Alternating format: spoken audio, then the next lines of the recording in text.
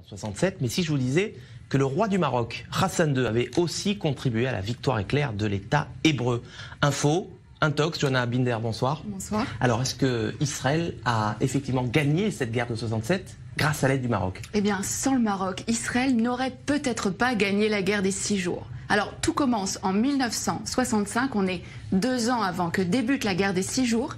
Les grands leaders du monde arabe se retrouvent à Casablanca. C'est le 3e grand sommet de la Ligue arabe. Alors, vous vous en doutez, le Mossad ne fait pas partie de la liste officielle des invités, mais il est là et il va recueillir des informations cruciales.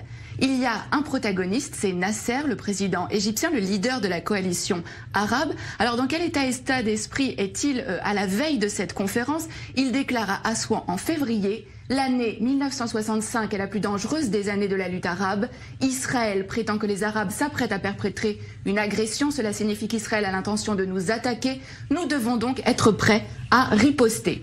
En septembre, donc quelques mois après, a lieu ce sommet de la plus haute importance. À l'ordre du jour, l'état des forces armées des pays de la Ligue arabe, avec cette question: sont-ils prêts à faire la guerre contre Israël? L'autre homme clé de cette histoire, c'est Hassan II, le roi du Maroc.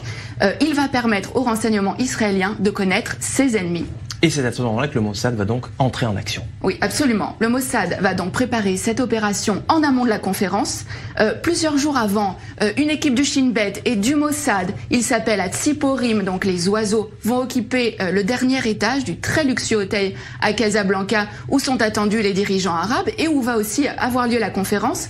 Mais la veille de ce sommet, Hassan II est pris de panique et il somme les agents israéliens de quitter l'hôtel. Mais au terme de cette conférence, il va livrer aux agents israéliens l'enregistrement complet de cette conférence. Hassan II a tout enregistré en secret. Il n'a pas confiance dans les invités de la Ligue arabe. C'est à peine croyable. Mais qu'est-ce que les Israéliens vont bien pouvoir découvrir sur ces cassettes? Alors, les enregistrements vont révéler qu'il est question de créer un commandement arabe unifié pour mener les hostilités contre Israël. Et le point crucial, c'est que les rangs arabes sont profondément divisés. On va pouvoir entendre des échanges extrêmement vifs entre Hussein de Jordanie, mais aussi Nasser.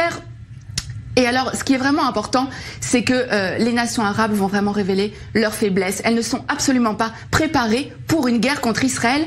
Et c'est vraiment sur la base de ces informations-là que Tsahal va lancer les premières opérations.